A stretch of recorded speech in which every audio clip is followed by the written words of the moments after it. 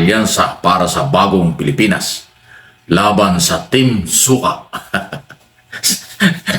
Lalakas ngayon ang pintahan ng suka kasi alam niyo bakit? Parang tinanggap na ng mga kandidato ni Duterte, Digong Duterte, na yun sila yung tinutukoy na suka na inutusan lang na bumili ng suka. Ay alam niyo yung speech ng Pangulong Marcos doon sa unang rally sa Ilocos. Sinabi niya, meron daw inutusan bumili ng suka, nagpaila ng candidacy, naging kandidato na. Hindi naman tinukoy ng Pangulo kung sino yon at anong grupo.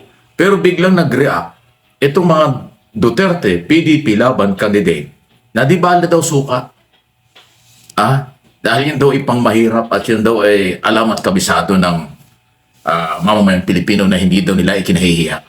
Parang admission, parang inamin ni Bato de la Rosa, ni Marcoleta, ni Vic Rodriguez at iba pang nasa kampo ng kritiko ng administrasyon na sila yung tinutukoy. Abay, wala tayong magagawa. Kung piling nila yon o piling nila yon, abay, bahala sila. Kaya ito yung sinasabi natin, alyansa para sa bagong Pilipinas laban sa Team Suka. O, kita niyo. Tingnan natin. Maasim ba ang labanan? Or bagong Pilipinas ang kailangan? Ayan, maganda dyan eh. Saan kayo? Kayo mga botanteng Pilipino sa buong Pilipinas, sa buong mundo. Overseas Filipino workers, mga Pilipinong registered voters sa malalayong lugar. Sino ang gusto nyo? Alyansa para sa bagong Pilipinas? Pag sinabing samahan para sa bagong Pilipinas, positibo. Pag-unlad, development, katahimikan, kapayapaan para sa bayan. Ay yung Team Suka, ano yun? Saan pupulutin yun? At ano yun? Okay, matatawa ka na lang. Bakit, guilty ba sila? Hindi naman sila tinukoy. Wala naman binanggit ang Pangulo kung sino yung Team Suka eh. Pero sila nag-react. So kaya ngayon, nabansagan sila na sila yung Team Suka. Alam ba ninyo, dalawa sa mga kandidato ni Pangulong Marcos ngayon, andang gobyerno por senador, ay naging kalaban ni Pangulong Marcos ng presidential election ng 2022. Dalawa po yan. At sumama sila at kasama ngayon ng ating Pangulo. Ang tinutukoy ko po ay si Senador Ping Lacson. Yan ay tumakbong na presidente. With Soto, si Soto pa yung kanyang vice president. At si Soto ay kasama rin ngayon sa alyansa para sa bagong Pilipinas. Ang pangalawa, si Senador Manny Pacquiao. Tumakbo din yung presidente yan. Di ba? So dalawa ang tumakbong presidente at isang vice president na kalaban ng Unity noong 2022. Di ba? Pero ngayon, dahil alyansa para sa bagong Pilipinas, nagsama-sama sila. So indikasyon ito ng pagkakaisa, development, pabor sa hindi lang voters na Pilipino, kung hindi sa lahat ng Pilipino. Di ba? Yung mga gunita, may mga sundot, may mga batikos, sina Ping Lacson at Pacquiao doon sa kandidato ng eleksyon. Pero wala na ngayon. Sila ay magkakasama na ngayon na kumakampanya. Ini-endorso pa, tinutulungan pa ni Pangulong Marcos. Katunayan, parang lahat yata ng mga rally, campaign rally ng Alyansa para sa Bagong Pilipinas at may panahon pupuntahan sa samahan ni Pangulong Marcos. Ang pinakahuli nga, yung napakaraming tao dyan sa Iloilo. Sobrang dami ng tao sa Iloilo na dinumog ang mga kandidato ng administrasyon.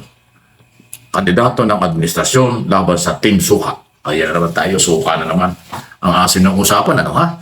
Ang asin din ng mga mukha siguro ng mga tinatamaan. Hindi sila makamove on nung kanilang political rally dyan sa San Juan isang araw. Ayan ang topic nila na mga nag-speech sa kanila. Puro about suka. Ang babaw. Sa bagay parang mababaw talaga yung galaw nila eh. Pero pati yung suka pinatulan nila. Di lalo na siguro kung tinukoy ni Pangulong Marcos kung sino yung kandidatong pinabili ng suka. Or ganun ka babaw at walang agendang pang-national. Kasi ang purpose ng sinabi ng Pangulong yan ay ang pagbabago.